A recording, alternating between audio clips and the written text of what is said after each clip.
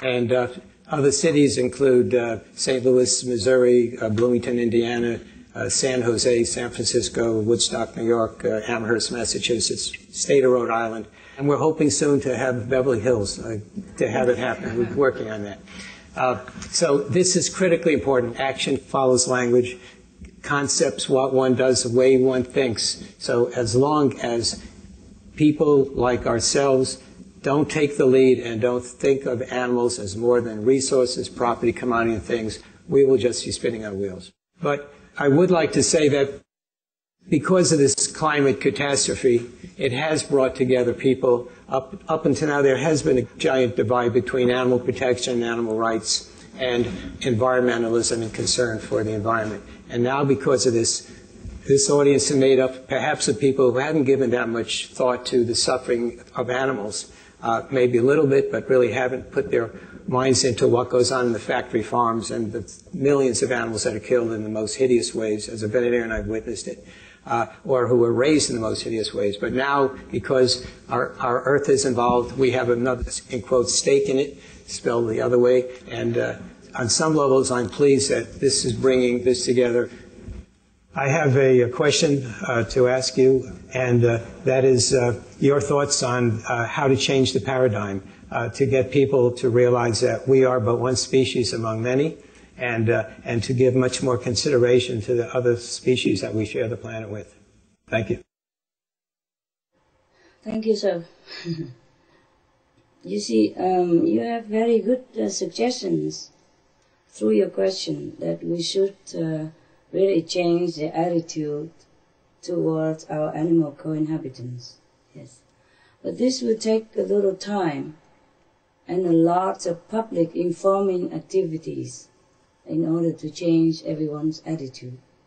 Every one of us can contribute our part, whatever way we can, to change the public opinions.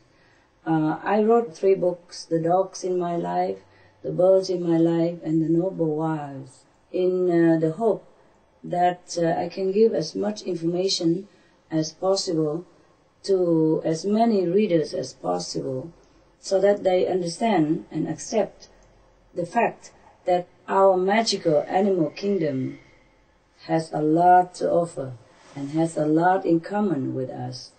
In fact, some of them are more endowed than us humans. And I have suggested to use the word our co-inhabitants in the Supreme Master TV in referring to our co-inhabitants, animals. And some people already use caretakers, a guardian, a human companion, etc., etc., instead of pet owners. It's a good sign, and I hope this trend will be more common in the future. But even if they say, okay, I'm the owner of the dog, it's just a term to refer to his companion. But if he treats the dogs well, humanly, compassionately, and lovely, then it doesn't matter. We also don't mind. As long as people mentality have to change, they have to look upon our animal co-inhabitants with all due respect and understanding.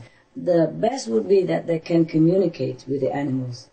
But you see, at least if we have domestic animals, we should love and respect them as family members and give them names and comforts and the way we would like to be treated.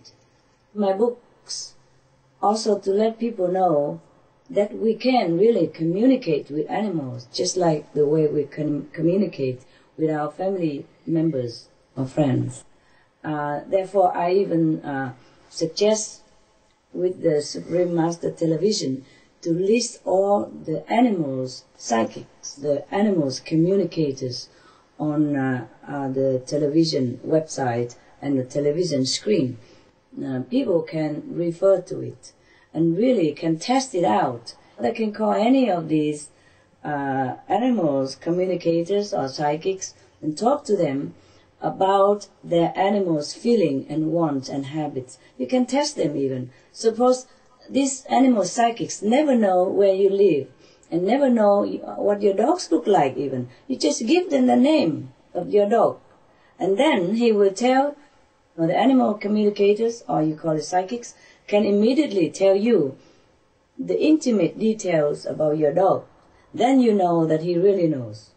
And then you can ask them further questions about what your dogs want, and is there any question from the dog's part or anything that the dogs request from the companion, the human caretaker. So nowadays, there's no excuse anymore to treat animals the way the majority of us used to do. So it is good that we have a television, and good that we list all these communicators, and it's a little good of me to write these books to inform people about what I know about animals through my communication and interaction with them, internally as well as externally. I think everybody should begin to realize that animals really have soul, and they're just like us.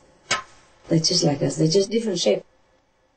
Different shape, just like different flowers. Some big, some small flowers, they're all flowers. And living beings, some big, some small, some 2 legs, some 2 wings, they're all living beings like us. Thank you, sir, for bringing this up and giving me a chance to explain a little. God bless you. Thank you.